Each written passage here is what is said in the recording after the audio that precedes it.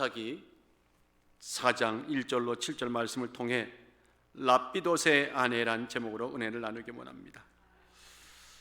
우리 1절부터 함께 같이 교독하겠습니다. 에웃의 죽은 후에 이스라엘 자손이 또 여호와의 목전에 악을 행하매 여호와께서 하솔에 도읍한 가나안 왕 야빈의 손에 그들을 파셨는데 그 군대 장관은 이방 아로셋에 거하는 히스라여. 야빈 왕은 철병거 900승이 있어서 20년 동안 이스라엘 자손을 심히 학대한 거로 이스라엘 자손이 여호와께 부르짖었더라. 그때에 랍비돗의 아내 여손지 드보라가 이스라엘의 사사가 되었는데 그는 에브라임 산지 라마와 베델 사이 드보라의 종려나무 아래 거하였고 이스라엘 자손은 그에게 나와 재판을 받더라. 드보라가 보내어 아비노함의 아들 바락을 납달리 게데스에서 불러다가 그에게 이르되 이스라엘 하나님 여호와께서 이같이 명하지 아니하셨느니라. 이르시기를 너는 납달리 자손과 스볼론 자손 1만 명을 거느리고 다볼산으로 가라. 연이어서요 내가 야빈의 군대 장관 시스라와 그 병거들과 그 무리를 기송강으로 이끌어 내게 이르게 하고 그를 내 손에 붙이리라 하셨느니라. 그를 내 손에 붙이리라 하셨느니라. 좋은 아침입니다. 오늘 아침에 완연한 가을이더라고요. 가을입니다. 여름이라고 할까요? 가을입니다. 영적인 가을, 평강의 가을 되시길 주의 이름으로 축원합니다. 오늘 여러분들 평안하십니까? 평안하세요? 네. 얼굴 보니까 평안한 것 같아요. 혹시 불안치는 않으세요? 우리가 어떤 경우 어떤 상황 속에서도 평안할 수 있는 것, 평안을 누릴 수 있는 단 하나의 이유가 있다면 바로 이것입니다. 무엇일까요? 하나님이 언제나 우리의 길을 여신다. 하나님은 언제나 우리에게 생명의 길, 구원의 길을 여십니다. 이사야 43장 15절에 말씀하기를 나는 여호와 너희의 거룩한 자여 이스라엘의 창조자여 너희의 왕이니라. 바다 가운데 길을 큰 물 가운데 첩경을 내리라. 아멘. 길은 길일 수도 있지만 길은 수단을 말합니다. 방법을 말합니다. 원리를 말합니다. 하나님은 언제나 가장 좋은 원리, 가장 좋은 방법, 가장 좋은 우리의 살아갈 방도를 열어주시는 좋으신 하나님을 믿으시기를, 굳건히 믿으시기를, 하늘 아버지를 믿으시기를 예수의 이름으로 축원합니다. 여러분들 웨이메이커라고 하는 복음성이 있죠. 웨이, 길 메이커, 길을 만드시는 분. 요 근자에 지난 월요일날 이웃교회 행사가 있어서 갔는데 거기서 이 노래를 부르더라고요. 우리 교회도 자주 부릅니다. You are waymaker. 하나님은 길을 만드시는 분입니다. Miracle worker. 하나님은 기적을 행하시는 분입니다. Promise keeper. 하나님이 약속하시면 반드시 지키시는 분입니다. Light in the darkness. 어둠 속에 하나님은 빛이 되시고 My God, that is who you are. 바로 그분이 우리의 하나님이십니다. 참 가사가 너무너무 멋있어요. 세계를 만드신다. 하나님이 내시는 길은 언제나요 어려운 말이지만 신묘막측해요. 정말 신묘막측해요. 상상을 초월합니다. 예측 불허입니다. 우리의 지혜로는 측량할 수 있다 없다? 결단코 없다는 겁니다. 전도서 7장 13절에 그러므로 말씀하기를 하나님의 행하시는 일을 보라. 하나님이 굳게 하신 것을 누가 능히 곧게 하겠느냐. 형통한 날에는 기뻐하고 곤고한 날에는 생각하라. 하나님이 이 두 가지를 병행케 하사 사람으로 그 장래를 능히 헤아려 알지 못하게 하셨느니라. 우리 서로 마주 보시고 그러므로 기대해도 좋습니다. 시작. 그러므로 기대해도 좋습니다. 어떤 좋은 일을 하실지 기대해도 좋습니다. 어떤 역경과 고난과 위험과 상황이 온다 하더라도 그러므로 두려워하지 않을 수밖에 없다. 그 하나님이 웨이메이커가 바로 우리의 하나님이십니다. 오늘 본문이 그런 내용입니다. 아주 중요한 내용입니다. 당한 위기 속에서 뜻밖의 생기를 여시는 하나님, 그 역사가 고스란히 본문에 담겨져 있습니다. 사랑하는 여러분들, 하나님은 어떤 하나님의 백성들에게 특별히 위대한 하나님의 길을 여실까? 본문에 주목해 주시기를 예수 이름으로 축원합니다. 자, 본문의 내용을 보십시다. 1절에 보니까 왼손잡이 사사 에훗이 죽은 후에 이스라엘 백성들이 또다시 하나님 앞에 악행을 저질렀다, 이렇게 성경은 기록합니다.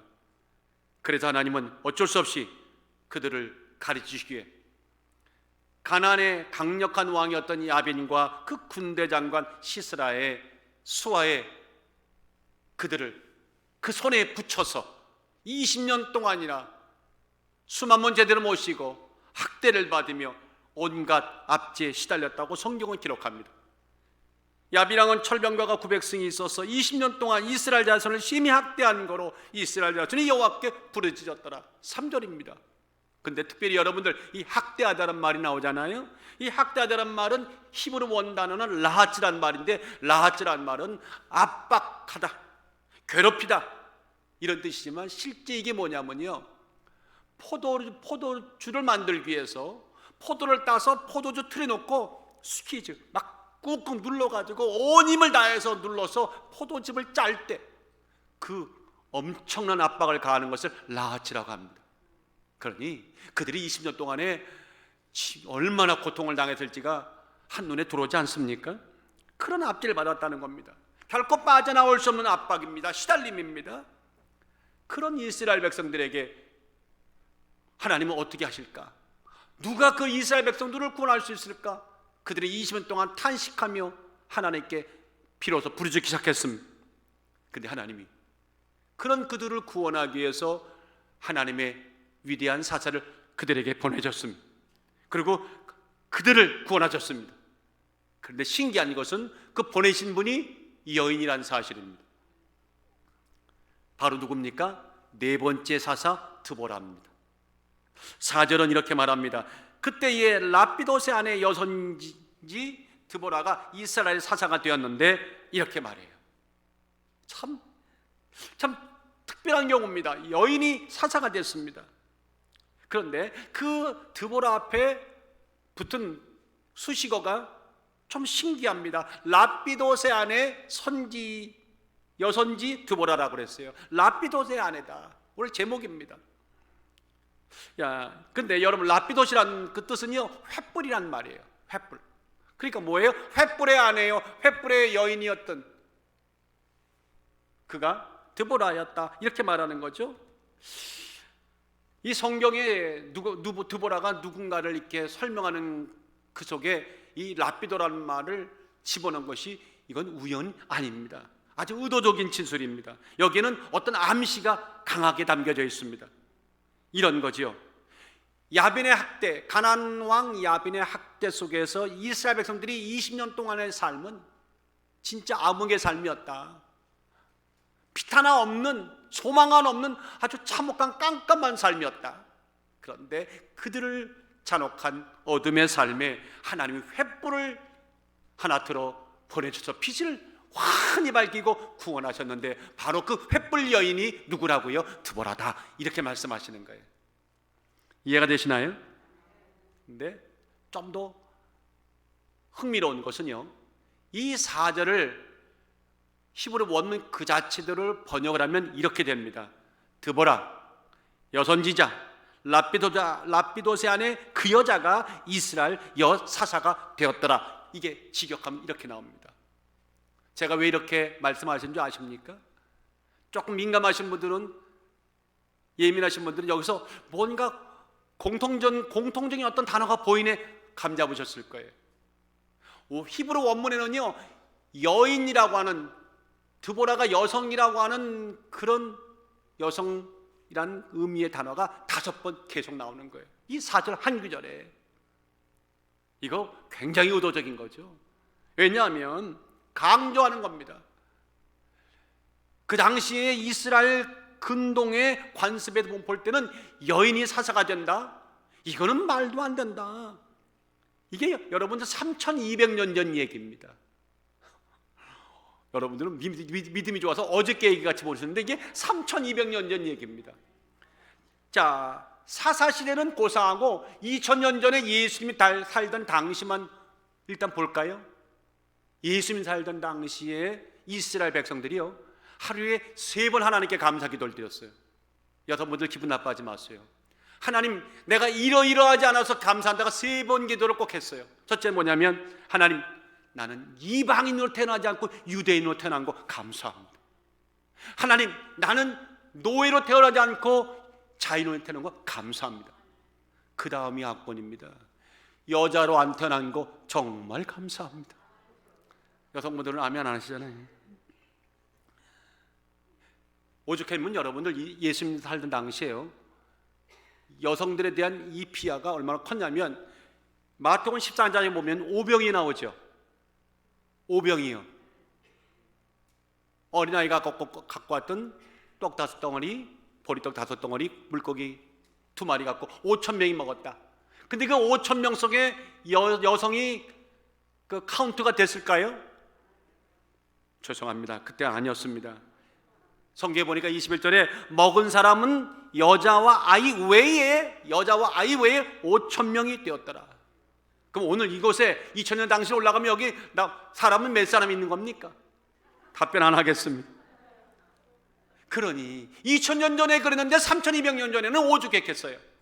그런 상황 속에 극심한 차별했던 때에 여인 두보라가 사사가 되었다, 리더가 되었다, 횃불이 되었다, 군대 사령관이 되었다, 통치했다. 다 같이 말이 안 됩니다. 시작. 말이 안 됩니다. 이거는 소설도 이런 소설이 없습니다. 한마디로 꿈 같은 얘기입니다. 어안을 벙벙케 하는 얘기입니다. 그런데 성경은 말하는 거예요. 그런데 하나님은 생각이 달랐다. 왜 한 번만 하면 해? 여러분들 이야기인데, 그런데 하나님의 생각은 달랐다. 그럼에도 불구하고 드보라를 보란 듯이 선택해 어두운 세상에 이스라엘 백성을 구원하는 횃불 여인으로, 지도자로 쓰셨다. 여러분들, 사사가 되는 그녀를 통해 악한 세상, 야빈의 손에서 멋지게 하나님 백성을 구원하셨다고 하는 이야기가 우리는 한마디로 은혜라고 말하는 것입니다. 아멘. 그런데 그 은혜의 은총을 받은 드보라가요, 하나님의 기대에 부응이라도 하듯이 사살인 동안에 어마어마한 일을 했습니다. 너무도 훌륭하게 그 사사란 말은 쩌찌란 말이죠. 판단자란 말이죠. 재판관이란 말인데 그 사사 역할을 너무너무 잘 수행했어요. 그래서 5장 31절에 보니까 그 땅이 40년 동안 태평하였더라. 그 땅이 40년 동안 태평하였더라. 이스라엘 역사의 어떤 시기에 비춰볼 때도 아주 드문 일입니다. 그야말로 드보라가 세상 말로 히트를 친 겁니다. 사사 중에 최고의 사자가 되었다는 말씀입니다. 제가 성경 다 읽지 않겠지만 5절을 보세요. 그런 드보라에게 그런 리더십과 그녀의 리더십과 지혜가 얼마나 백성들이 신뢰했으면 문제가 있을 때마다 드보라에게 나와 재판을 받고 지혜를 받고 인도함을 받았다. 5절에 그렇게 말하잖아요. 그 정도가 아닙니다. 8절에 가보니까 압제자 야빈에게 대항하기 위해서 조직된, 하나님 명령을 따라 조직된 이스라엘의 군대에 그 지도자였던 바락까지도 그녀의 말 한마디에, 전쟁 나가란 말 한마디에 아멘하고 나갈 정도로 순종할 수 있는 그런 리더십을 그녀는 훌륭하게 보여주었다는 겁니다. 그리고 마침내 평화의 시대 40년이라고 하는 안정의 시대를 가져왔다고 성경은 아주 기록합니다. 실로 대단한 일입니다. 여러분들, 드보라가 횃불 여인이라고 할 때에 우리는 문득 이런 생각이 안 듭니까? 예수님이 이 땅에 오셔서 우리들에게 하신 말씀이 내가 빛이라 말씀했고 너희도 빛이라고 말씀하셨잖아요.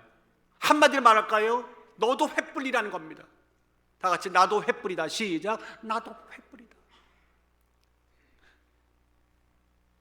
그런 횃불되라고 하는, 횃불 같은 존재가 되라, 빛이 되라고 하는, 세상에 빛이 되라고 하는, 그렇게 되라는 예수님의 말씀을 따라 사는 우리들이기에 누구보다 이 드보라가 관심이 있을 수밖에 없어요. 주목거리가 될 수밖에 없어요. 도대체 하나님은 3200년 전에 여인들이 혜택은커녕 차별을 받던 그 시대에 어떻게 이 여인을 들어 하나님은 어두운 세상에 횃불되게 하셨을까? 오늘 그 비결이, 그 은총이, 어떤 확고한 믿음이 있었길래 그녀는 쓰임 받았을 수 있을까? 오늘 이것이 오늘 여러분과 저에게 주시는 10월 마지막 주 주일 11월 첫째 주 들어가는 이 중대한 시기에 주시는 은혜의 말씀인지 믿습니다. 40년 평강과 평화 시대를 원하신다면 오늘 말씀에 주목하십시오. 이것입니다. 첫째는요, 라마와 베델 사이 종려나무 아래 거하라. 웬 이 엉뚱한 말씀입니까? 한번 따라 하십시다. 라마와 베델 사이에 종려나무 아래 거하라. 이게 핵심입니다. 그러면 하나님의 횃불 될 수 있다는 겁니다. 이 라마와 베델 사이 종려나무에 거한다는 이 말은 상징적인 얘기입니다. 그리스도인이 잡아야 할 믿음의 좌표, 믿음의 신앙의 자리를 이렇게 표현한 겁니다. 자, 구체적인 이야기를 이제 상세하게 말씀을 같이 나누겠습니다. 여러분들 본문을 이렇게 읽다 보면요, 유독히 성경을 제대로 몰라도 이건 굉장히 암시적인 내용이다 라는 느낌이 오는 구절이 하나 있어요.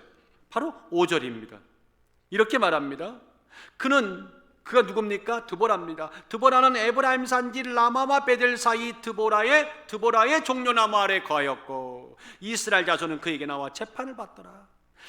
이스라엘 백성들이 그의 다스림과 통치를 받았다고 하는 그렇게 된 원인과 배경이 코앞에 있는데, 여러분들 이 5절 읽을 때 혹시 드보라가 사는 동네가 어디였고 거기서 그녀가 이렇게 이스라엘 백성들의 문제점을 해결해주고 잘 다스렸다, 이 정도로 성경을 읽으셨나요? 우리 아름다운 게 성도들은 목사님 그걸 마리아가 말씀했어요, 그건 아니죠 하고 분명히 얘기했을 거 나는 확신합니다. 왜냐하면 그 이상의 계시가 있다고 여러분은 분명히 느끼셨을 거예요. 세 번만 아멘하면 나는 뭐가 되는 것입니까? 자 보세요. 히브리 말로 원어로 라마란 말은 다 같이, 라마는 높은 곳, 베델은 뭘까요? 하나님의 집. 라마는 높은 곳, 베델은 하나님의 집. 그 아래 누구의 종려나무? 드보라의 종려나무. 드보라가 수많은 종려나무 가운데 드보라 종려나무가 있나 보다. 상징적인 얘기들이에요. 가장 높은 곳 하나님의 집, 그 사이에서 드보라가 통칭을 했다는 말씀은 바꿔 말하면 이거죠. 오늘 말하면 드보라는 하나님의 집에서 가장 높으신 하나님을 의지하고 찬양하고 그 뜻을 쫓아 이스라엘 백성을 잘 다스렸습니다. 그녀가 사사가 됐고 여인이었음에도 불구하고 하나님의 민족의 지도자로 세움받은 그녀는 그런 여인이었습니다. 하나님이 가장 높으신 분이었습니다. 그 여인에게 가장 높은 것이 하나님의 집이었습니다. 이렇게 말하는 겁니다. 능력의 원천이라는 겁니다. 이 계시적인 진술과 암시가 바로 라마와 베델 사이 드보라의 종려나무 아래 거했다고 하는 이 말씀 속에 담겨져 있는 겁니다. 자, 그런데 한편 가나안 왕 야빈이라는 사람, 그 수하에 있는 막강한 군대 장관 시스라라고 하는 사람은 또 어떤 성격의 사람일까? 성경은 슬쩍 이렇게 우회적으로 우리들에게 귀뜸을 해줍니다. 야빈이라는 그 이름의 뜻은 살피다, 분별하다, 지혜롭게 행동하다, act wisely. 이름이 참 좋죠. 그런 빈이라고 하는 단어에서 이 야빈이 왔습니다. 그러니까 사람은 이름대로 갑니다. 제 이름이 최수범 아닙니까? 오늘 잘못 비유를 들었네. 장로님 걸 들을 걸. 높을 채자 빼어나서 모범범이네. 높을 때 빼어나서 모범이 되었다는 거예요. 그리스도인은 다 그런 사람들 아닙니까? 할렐루야. 그래 이름대로 우리가 살고 있잖아요. 그렇게 따진다면 야빈은 지혜로운 자구나, 모든 경륜이 갖춘 자구나, 그 암시적인 내용입니다. 시스라는 또 어떤 이름이냐? 전투 정렬, 전투할 때 딱딱 각을 맞추는 정렬된, 아주 완벽하게 훈련된 군인 중에 군인이란 말이죠. 자, 이 두 사람의 이름을 보면서 무슨 생각이 들었어요? 이 사람들은 세상의 온갖 지혜와 경륜과 경험을 갖춘 탁월한 자들이다. 다 같이 프로 중에 프로다. 전쟁에 이골이 난 자라는 거예요. 프로 중에 프로고 전쟁에 이골이 난 자를 대항하여서 누가 감히 이기겠는가? 그러니까 20년 동안에 종살이 했지. 그런데 그런 종살이를 이제 파하려고 내놓은 하나님의 빅카드가 남성도 아니고 여성이었다? 이야, 특별한 병권을 준 것도 아니고 그냥 여인을 내밀었다는 거예요. 이거 도무지 납득이 됩니까? 이럴 때 아주 고급적인 표현으로 한편의 코미디 같다 이렇게 말하는 거죠. 이건 코미디 같아요. 누가 봐도 드보라의 출현은 상식 밖이에요. 하나님의 이 특별한 용명술이라고 말하는 이 드보라 카드가 보통 독자들에게는 이해가 안 되는 겁니다. 그런데도 하나님은 그녀를 택했다. 왜? 하나님의 마음이죠. 그렇지만 그녀에게서 하나님은 뭔가 하나 확실히 보신 것이 있다는 거예요. 그것이 뭐냐면 아무리 철병거 900성 있건 전술이 뛰어난 자건 프로건 상관없이 하나님 볼 때는요, 이 여인은 적어도 라마와 베델 사이에 거할 수 있는 신앙의 좌표가 확실한 여인이었다는 거예요. 가장 높은 것이 누구이시며 무엇인지를 그녀는 아는 여인이었고, 그가 거할 자리가 하나님의 집 베델이었음을 누구보다 확실히 믿었던 하나님 보기에는 그래, 드보라는 충분하다고 말씀하실 정도로 그 여인이었다고 성경은 이렇게 우회적으로 말하는 겁니다. 여러분들, 하나님의 횃불이 된다고 하는 거, 20대 빛이 된다고 하는 거 말이 쉽지 그렇게 쉬운 거 아니죠. 그러려면 우리에게는 라마와 베델 사이에 거할 수 있는 그런 분명한 신앙의 좌표가 있어야 된다는 겁니다. 이해가 되시나요? 한번 옆에 분들에게 한번 살짝 한번 진심으로 말씀드려 주세요. 라마와 베델 사이에 거하십시오. 시작. 라마와 베델 사이에 거하십시오. 그럼에도 불구하고 여러분들, 여인이 사사가 됐어요. 3200년 전에. 정말 충격입니다. 놀람이죠. 근데 하나님이 하시는 일은 늘 이렇게 우리를 놀랍게 해요. 그렇지만 이 놀라움이 막 두려움의 놀람이 아니라 저는 이렇게 표현하고 싶어요. 아주 신선한 놀라움이다. 설레는 놀라움이다. 오늘 이 신선하고 설레는 놀라움이 여러분의 직장과 가정생활, 학업토와 삶의 현장 가운데 매일 일어나시기를 주의 이름으로 축원합니다. 라마와 베델이 확실한 좌표가 있는 하나님의 용병술의 주인공 드보라를 하나님이 다 쓰셨는데 결과는 어떻게 됐을까? 대승이었습니다. 위대한 승리였습니다. 바락과 함께 나가 큰 성리를 거두고 앞서 말한 것처럼 40년 동안 이제 평안의 시대를, 태평세월을 가져왔습니다. 자, 저는 오늘 이 말씀을 보면서 참 저의 메시지로, 우리 아름다운 게 주시는 메시지로 계속 아멘하고 들었습니다. 마귀와 어둠에 가득 찬 세상을 밝히고 자유와 승리와 안전함과 평강을 가져오는 하나님의 믿음이, 역사가, 능력이 어디서 오느냐? 베델과 라마와 베델, 하나님을 예배하면서 오는 것입니다. 세상의 힘과 자원, 그들이 말하는 경력, 능력, 돈, 권력이 아닙니다. 우주를 창조하신 하나님을 나의 하나의 카드로 믿고 오직 그분을 앙망하고 그 믿음의 자리에 설 때, 하나님은 내 앞에 서시고 뒤에 서실 때, 옆에 계실 때, 위에 계실 때 우리는 안전합니다.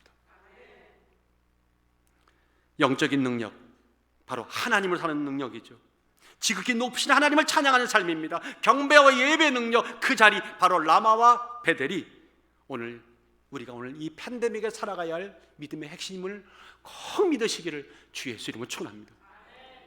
한 주간도, 남은 생에도 라마와 베델, 높은 것과 하나님의 집, 하나님께서 높은 것을 바라볼 수 있는 여러분 꼭 되십시오. 꼭 그렇게 승리하셔서 그렇게 사시다가 주님이 원하실 때에 가장 높은 것이 어디에 가야 할 곳, 영원한 하나님의 나라에 우리 함께 들어가기를 예수 이름으로 축원합니다. 오늘 사람들은 그 라마가, 저 교회 밖에 있는 사람들에게 라마는 높은 곳은 어딜까요?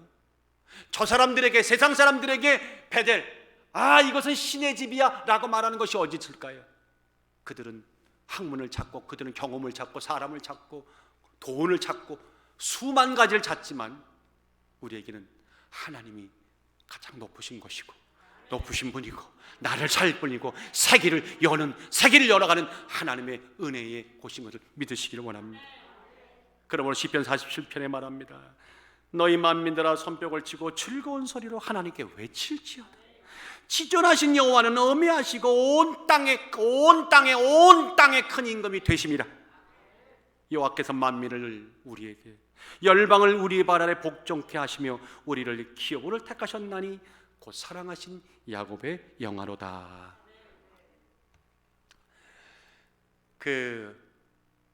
이런 말을 들어보셨어요?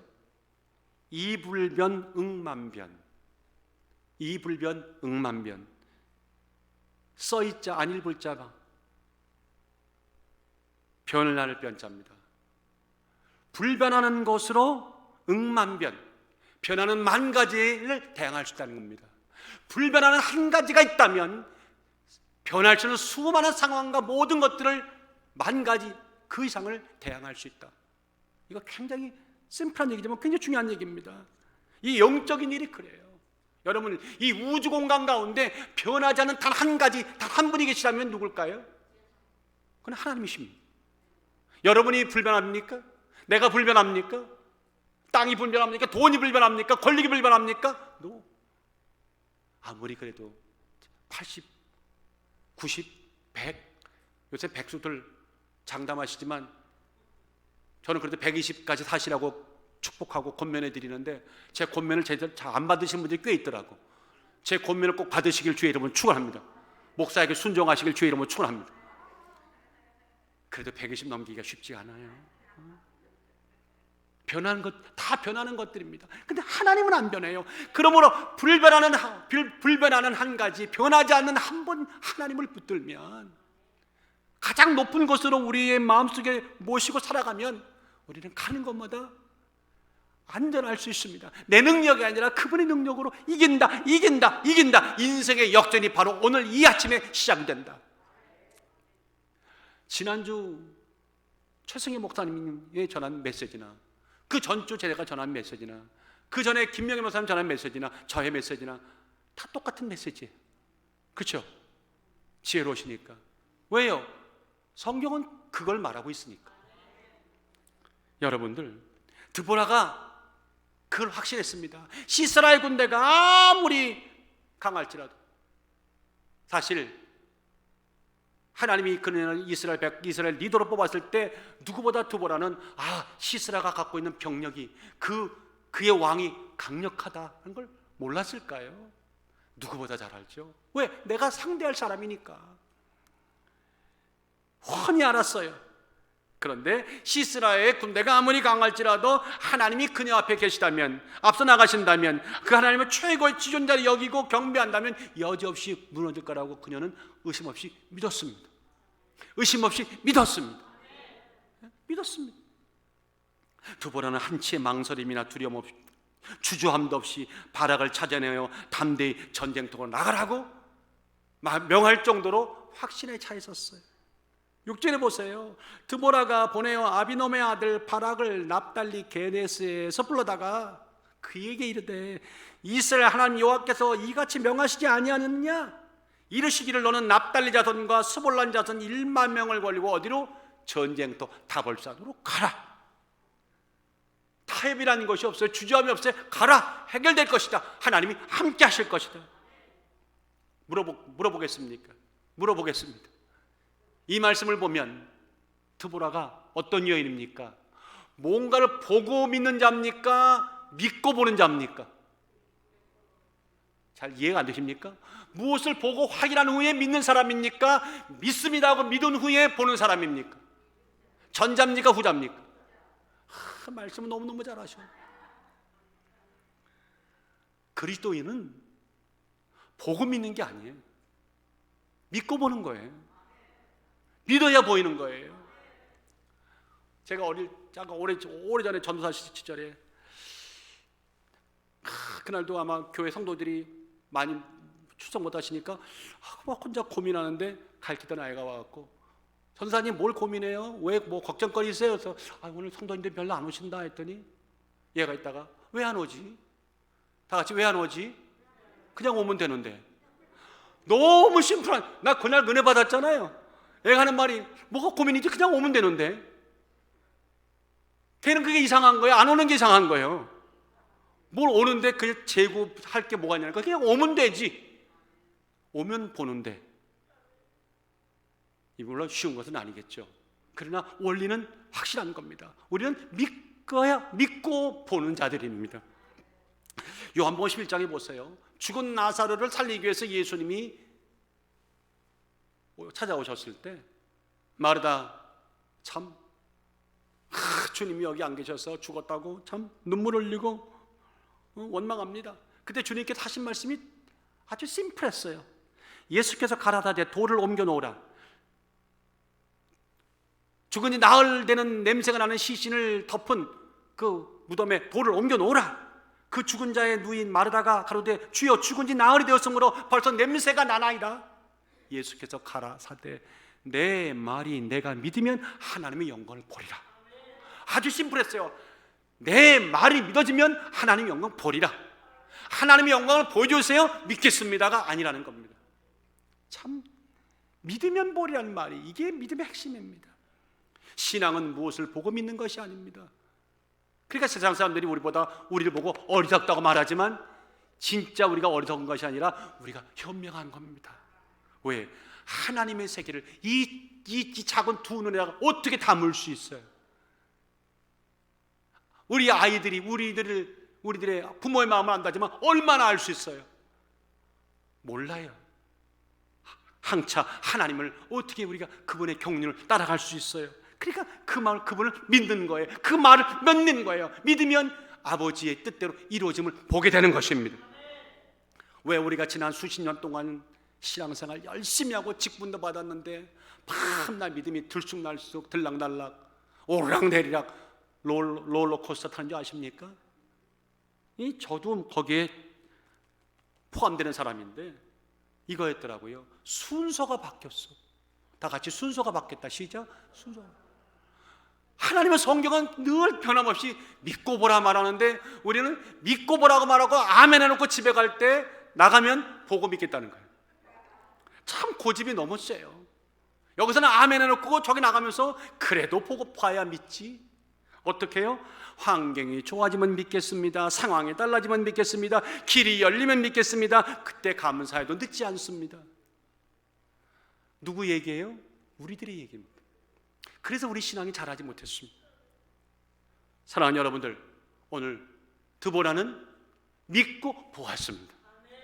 오늘 우리도 믿고 볼 수 있는 오늘 결단이 바로 내일이 아니라 오늘 여기 이 자리가 되길 주의 이름으로 축원합니다.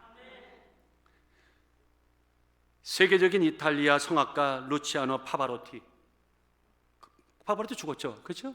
죽었어요. 그 파바로티를 모르는 분들은 한 사람도 없어요. 자, 그가 살아있을 때 자신의 성공의 비결을 믿는 어떤 사람들에게 늘 이렇게 말했답니다. 나의 성공은 어린 시절 되고 싶은 것이 많아 고민에 빠져있던 어느 날 아버님이 나한테 한 말씀, 인생은 언제나 한 의자만 선택해야 된다. 인생은 우리에게 한 의자만 선택하라고 말한다. 그 말씀을 쫓아 살았던 결과가 성공이었습니다. 이렇게 말했답니다. 여러분들 의자가 여러 개 있으면 여기 앉았다 저기 앉았다가 나중에는 엉덩이가 땅에 떨어져요. 한 의자만 택하는 거예요. 그는 말합니다. 한 의자를 택했습니다. 그래서 7년간 죽어라 하고 성악 공부를 하여서 첫 무대에 올랐습니다. 그리고 또다시 7년을 연만 끝에 메트로폴리탄 오페라 무대에 비로소 섰습니다. 그리고 또 죽어라 하고 한 길만 고집하여 7년을 달려갔더니 나도 모르는 사이에 세계적인 성악가가 되어 있었습니다. 세상에서도 한 의자만 선택하면 세계적인 사람이 되는데 영적인 하나님의 세계는 오죽하겠습니까? 오늘 우리의 마음이 사뭇 흔들리고 자꾸만 요동칠 때도 다 같이 choose one chair. 시작. choose one chair. 그냥 체어가 아니라 너 체어야. 정관사가 붙어야 돼요. 그 의자에 앉으십시오. 바로 예수님이라고 하는 의자에 앉으시길 주의 이름으로 축원합니다. 오늘 이 말씀을 보면서 그러면 라마와 베델 사이에 있었다? 그런데 거기서 무엇을 했을까? 구체적으로 우리에게 아주 강력한 또 다른 암시가 드보라라고 하는 이름에 담겨져 있어요. 데보라, 꿀벌이란 말이죠. 미국 분들도 데보라 많더라고요. 그분 이름을 부를 때 이렇게 부르는 거예요. 꿀벌 하고 부르는 거예요. 자, 여러분들, 꿀벌이라는 데보라는 이 히브리 말은 선포하다, 약속하다라는 나바르라고 하는 말씀에서 왔어요. 그러니까 데보라라는 말은 말씀에서 온 거예요. 하나님 말씀이라는 단어에서 온 거예요. 그러니까 여러분 딱 떠오를 거예요. 이사야 시편 119편에 103절에 뭐라고 그래요? 주의 말씀에 마치 내게 어찌 그리 단지요? 내 입에 꿀보다 더하나이다. 그래, 꿀과 말씀은 같은 단어예요. 자, 그런데 누가 그 데보라가 라마와 베델 사이에서 특별히 데보라의 종려나무 아래에서 거했다. 이게 굉장히 의미 있는 얘기잖아요. 가장 높은 곳에 계신 하나님의 집에서 섬기며 살할 때에 그의 희망과 소망과 힘과 능력은 데보라, 꿀, 곧 말씀이었다는 겁니다. 참 놀라운 일이에요. 그녀가 어떤 지혜로 이스라엘 백성들에게 하나하나 갈등과 문제를 해결해 주었을까? 하나님 앞에 얻은 말씀을 가지고 했다는 거예요. 이해가 되시죠? 우리가 어렵고 힘들 때에 우리가 할 수 있는 모든 길을 암흑과 같은 그런 깜깜한 우리가 불안한 미래를 달려갈 때 우리를 밝혀줄 수 있는 것은 결국 말씀밖에 없다. 종려나무 아래서 그런 꿀성 같은 말씀을 선포하고 가르치고 그걸 통치했습니다. 그 꿀 같은 말씀이 그녀를 그녀에게 능력이요 승리의 비결이라고, 그녀는 그의 이름대로 그녀의 이름대로 살았다고 말하는 것입니다. 그런데 이 특별히 5절에 드보라의 종려나무 아래 거했다, 이 말이 조금 색다르게 들리지 않습니까? 한번 물어볼게요. 그 당시에 라마와 베델 사이에 종려나무가 많았는데 네 번째 그리고 뒤에 두 번째 나무가 누구의? 드보라의 종려나무였다, 그런 뜻입니까? 요거는 드보라의 종려나무고 요거는 최서범의 종려나무고 이렇게 딱 정해졌다는 얘기입니까? 그렇게 성경에 있는 사람들은 하나도 없어요. 이런 거죠. 드보라의 종려나무 아래 거했다는 것은 그녀가 얼마나 한결같이 라마와 베델 사이에서 말씀으로 그 종려나무 아래에서 그 사역을 얼마나 열심으로 했는지, 말씀의 자리를 얼마나 지키셨는지, 그것이 그녀의 삶의 모든 것이었고 중심이었고 한결같이 입에서 나오는 것마다 세상 얘기가 아니라 말씀을 외쳤으면 사람들이 종려나무를 보기만 하면 누가 떠올랐다? 드보라가 떠올랐다. 그 뜻이에요. 여러분들은, 나는 이 말씀을 보다가 가슴이 철렁거렸어요. 최서범 목사를 떠올릴 때는 뭐가 떠오를까? 우리 장로님을 떠올릴 때는 뭐가 떠오를까? 권사님을 떠올릴 때는 뭐가 떠오를까? 우리 집사님과 성도를 떠올릴 때는 뭐가 떠오를까? 저는 그때 마음에 기쁨이 오더라고. 성경이 떠오르더라고. 아이고 주여, 이럴 때는 아멘 해주면 얼마나 좋아요. 최서범 목사니까 떠오르니까 말씀이 떠오르더라고. 우리 장로님, 감사님, 권사님 하니까 딱 성경이 떠오르더라고. 아멘. 참 집사님들 하니까 찬양이 떠오르더라는 겁니다. 드보라가 그렇게 살았다는 겁니다. 그러니 하나님이 그녀를 3200년이 아니라 5만 년 전에 불렀다 하더라도 그녀를 쓰시지 않을 수 없다는 겁니다. 사랑하는 여러분들이요, 드보라는 말씀을 충만히 받았어요. 그래서 그 이름에도 뭐라고 말했어요? 여선지라고 했잖아요. 여선지 드보라라. 선지자 역할을 했다는 거예요. 말씀을 받아서 잘 전했다는 거예요. 그녀는 그렇게 살았습니다. 늘 주변 사람들을 말씀으로 대폈습니다. 세상적인 말로 충동을 시키는 것이 아니라 말씀으로 대표서 낙담된 자에게 용기를 주고 희망의 염자들에게 희망을 주고 병이 지친 자들에게 치유함의 그런 믿음의 씨앗을 심어줬다는 겁니다. 믿으시면 아멘. 이 말씀까지 오늘 가니까 제 마음에 이런 하나의 작은 음성이 들려왔어요. 최 목사, 네, 사람들의 믿음이 충만했다가 믿음이 신앙이 점점 식어지고 멀어져 갈 때 나타나는 특징이, 두드러진 특징이 뭔지 아는가 하고 성경은 나에게 물었어요. 이 말씀을 통해 저는 금세 알았어요. 여러분들은 우리가 신앙이 떨어질 때 나타나는 현저한 특징이 뭐예요? 우리 입에서 믿음의 이야기가, 믿음의 언어가 그래요, 점점 사라져요. 멀어져가. 100%예요. 입만 열면 믿음 얘기하고 신앙 얘기하고 간증하던 사람들이 믿음이 떠나가고 나면 점점 그 자리에 세상 이야기가 들어와서 차기 시작해요. 그때 아는 겁니다. 누구도 모르지만 자신도 모르지만 그때 깨달아야 돼요. 나는 믿음에서 멀어지고 있구나. 내가 무슨 변명을 하고 무슨 합리적인 논쟁을 해버린다 하더라도 그거는 진실이 아닙니다. 내 입에 지금 무엇이 가득해 있는가? 입을 열 때에 나는 입에서 무슨 말이 나오는가를 한번 살펴보시면 됩니다. 내 말이 가득하다면 오늘 우리 신앙 빨간불입니다. 예를 들어 드릴까요? 사사기 15장에 보세요. 삼손을 보세요. 하나님이 그에게 그 어마어마한 힘을 줬는데 그 어마어마한 힘을 준 그 목적도 깨닫지 못하고 그냥 힘 자랑하고 온통 자기 자랑하고 마음껏 지멋대로 살 때 그 사사의 삼손이 행하는 모든 기적 속에서도 튀어나온 말들이 믿음의 고백이었을까요? 신앙의 얘기였을까요? 아니더라는 겁니다. 사사기 15장에 보니까 낙이 턱뼈 하나 가지고 블레셋 1,000명을 죽였어. 이게 말이 되는 얘기입니까? 이거는 기적 중에 기적이잖아요. 근데 그 기적이 탁 일어나는 순간에 그 입에 무슨 말이 튀어나왔습니까? 하나님은 위대하시다. 은혜로다. 평화다. 이렇게 말했나요?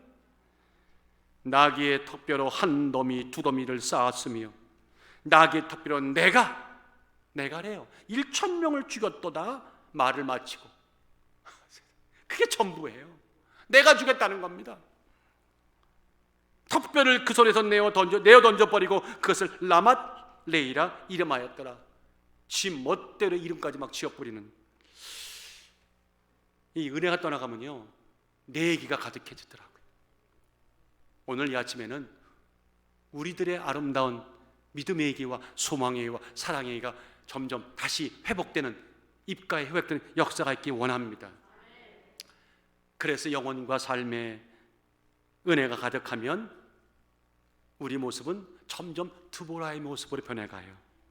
라마와 베델 사이에 종려나무에 있는 또 다른 드보라, 여러분과 나의 모습이 보이기 시작해요. 그리고 우리의 입술에는 꿀과 같은 하나님 말씀과 언약과 믿음의 언어가 자꾸만 늘어가죠. 계속 늘어가죠. 그런 교회가 아름다운 교회죠. 요나가 불순종하다가 하나님 앞에 징계를 받고 큰 물고기 속에 들어가서 그때 비로소 깨달은 회개와 하나님 앞에 대한 뉘우침이 터졌을 때 나온 이야기들은 자기 얘기가 아니었어요. 모두가 다 하나님을 향한 얘기들이었어요. 그 마지막 얘기가 이거였어요. 나는 감사하는 목소리로 주께 제사를 드리며 나의 소원을 주께 갚겠나이다. 하나님, 이제 하나님께 받은 은혜 갚겠나이다. 이런 멋진 얘기가 나오는 거예요. 구원은 여호와께로 말미암으니라. 아멘. 오늘 우리들에게 이런 좀 언어가 살아나는 역사가 있기를, 베델과 라마에 여러분의 종려나무에 거하는 역사가 있기를 주의 이름으로 축원합니다. 여러분들, 그런가 하면요, 오늘 본문에서 주시는 또 하나의 은혜가 있어요. 어떨 때 횃불로 쓰시느냐, 세상이 밝아지는 역사가 일어나느냐, 이겁니다. 내게 주신 하나님의 축복과 승리의 기회를 기꺼이 나눠주는 자, 나눠주는 믿음이 어둠의 세상을, 교회를 밝힌 횃불 가져온다는 겁니다. 내게 주신 축복이 있어요. 내게 주신 기회가 있어요. 이것을 자꾸만 나눌 때 세상은 밝아지고 우리는 하나님의 두보라, 횃불이 된다는 겁니다. 자, 이게 무슨 뜻인지 여러분들, 우리가 어떤 이제 상황에 놓였을 때 우리가 어떤 행동을 하냐에 따라 우리의 진심이 드러나듯이, 자, 드보라가요, 지금 어떻게 보면 아주 강력한 나라를 상대로 오합지졸 같은 이스라엘 백성들을 격려해서 전쟁을 싸워야 되는 그런 상황입니다. 자, 그 상황 속에서 과연 여러분과 내가 드보라였다면 무엇을 제일 먼저 해야 했을까요? 어떤 것을 고민했을까요? 아마 여러분이 뭔가 다 떠오르실 겁니다. 그런데 드보라는 그런 면에서 달랐어요. 우리와 달랐어요. 자, 하나님의 명령이 떨어지자마자 드보라가 제일 먼저 한 일은 뭐냐면 사람 찾는 일이었어요. 뭘 찾는 일? 사람 찾는. 병기를, 또 무기들이 얼마나 있는지, 화력이 얼마나 있는지, 군사가 얼마나 있는지를 찾은 게 아니라 지도자가 될 만한 사람을 찾았어요. 승리를 약속하신 야빈과 그 군대와 맞서 싸울 함께할 지도자를 찾았다. 그 대상이 누구예요? 바락이었어요. 목사님, 그거 당연한 거 아닙니까? 당연한 게 아니에요. 여러분들 보세요. 6절 7절에 보니까, 제가 읽었잖아요. 방금 읽었었는데, 드보라가 보내어 아비노미의 아들 바락을 납달리 게데에서 불러다가 그에게 이르시되 이스라엘 하나님 여호와께서 이같이 명하지 아니하셨느냐 하고는 말하기를 스불론 자손, 납달 자손 1만 명 데리고 전쟁터 나가라, 이렇게 말했어요. 자, 물어봅시다. 하나님이 사사로 부른 사람은 바락입니까? 드보라입니까? 똑똑하십니다. 현명하십니다. 자, 그럼 하나님이 드보라를 사사로 불렀다는 얘기는 어떤 경우에 하더라도, 어떤 전쟁을 만나더라도 그걸 승리로 이끌 지도자가 누구라는 겁니까? 드보라라는 거잖아요.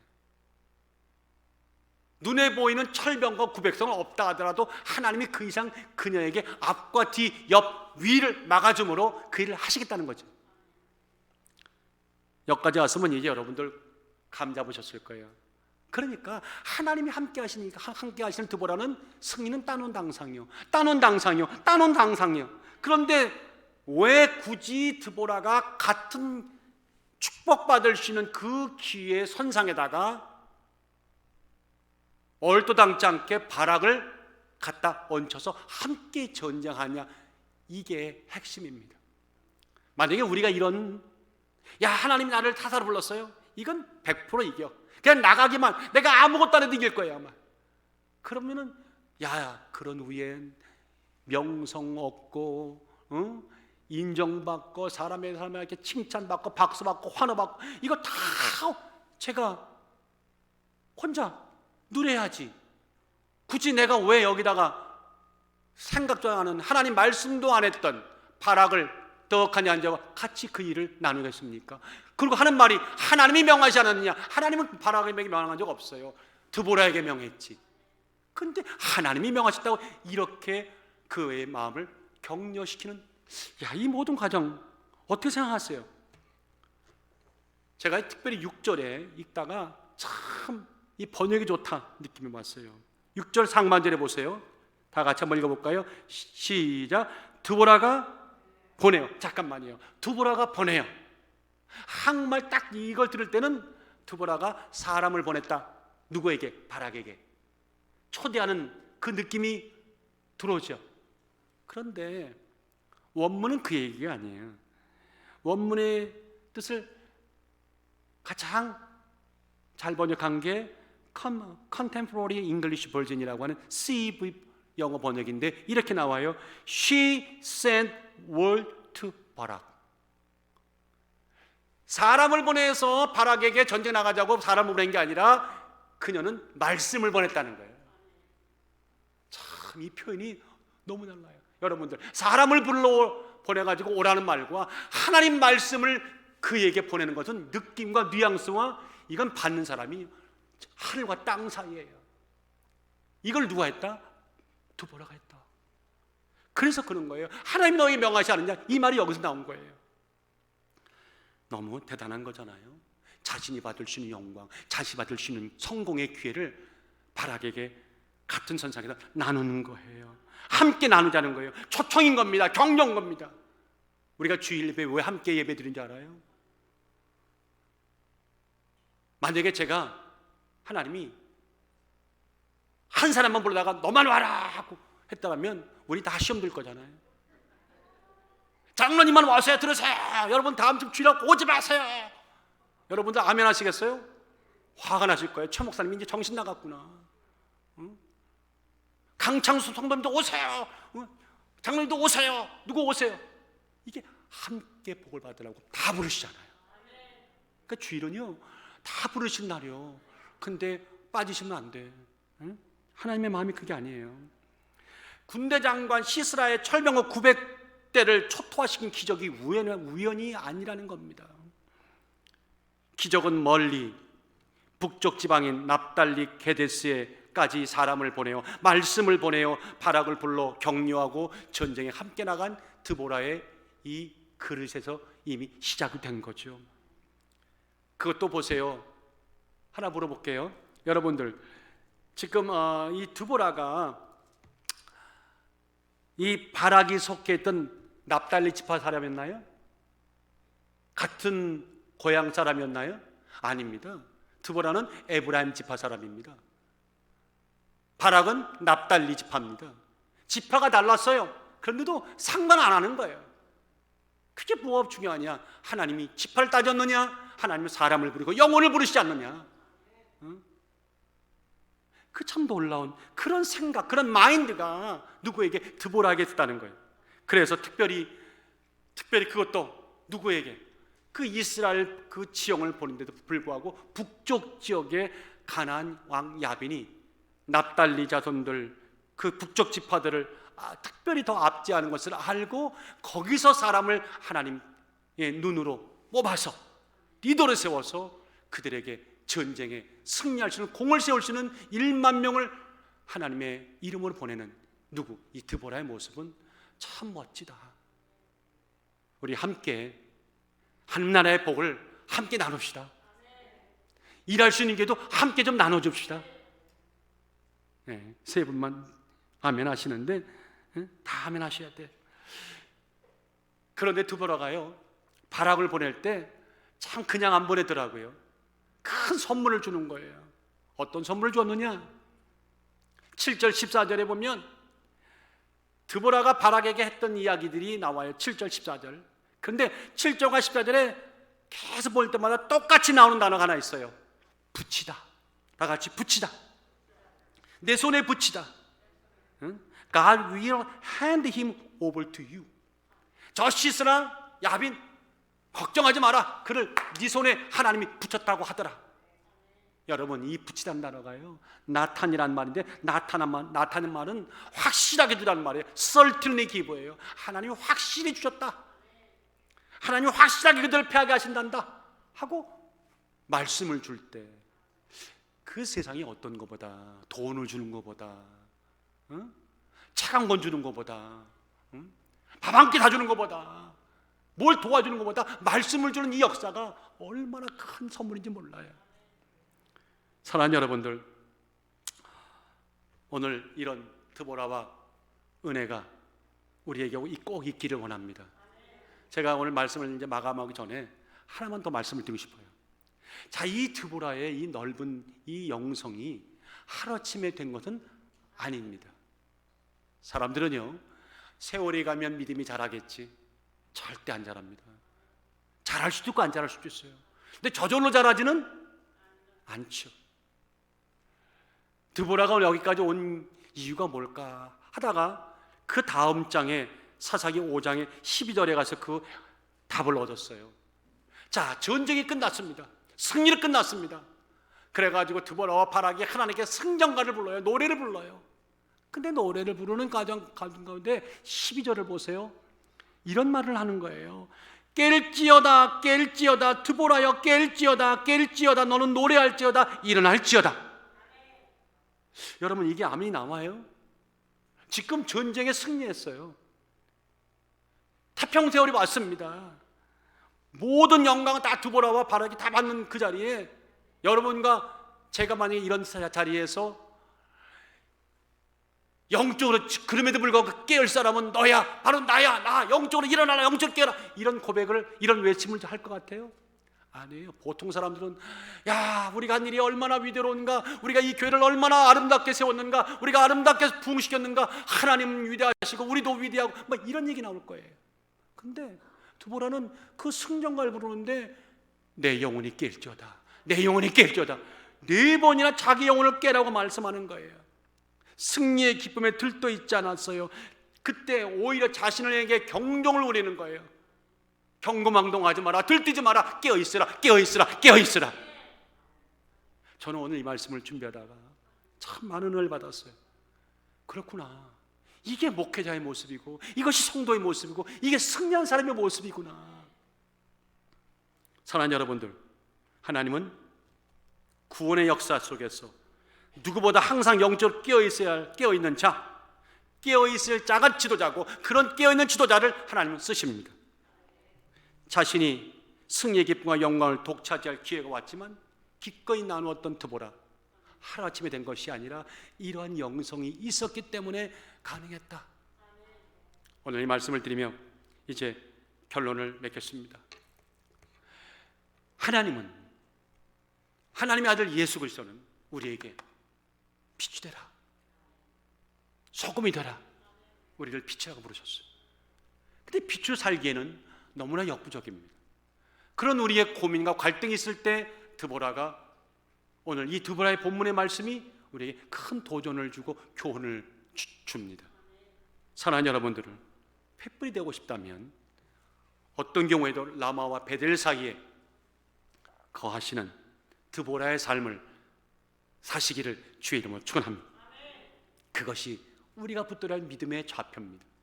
그런가 하면 내게 주신 하나님의 은혜, 축복과 승리의 길을 어찌하든 함께 나누는 그런 믿음의 영성의 사람들이 꼭 되십시오. 그러면 여러분의 생애는 참으로 가는 곳마다 횃불이 될 줄 믿습니다. 다 같이 따라하십시다. 우리는 횃불입니다. 시작. 우리는 횃불입니다. 한 번만 더요. 우리는 하나님의 횃불입니다. 시작. 우리는 하나님의 횃불입니다.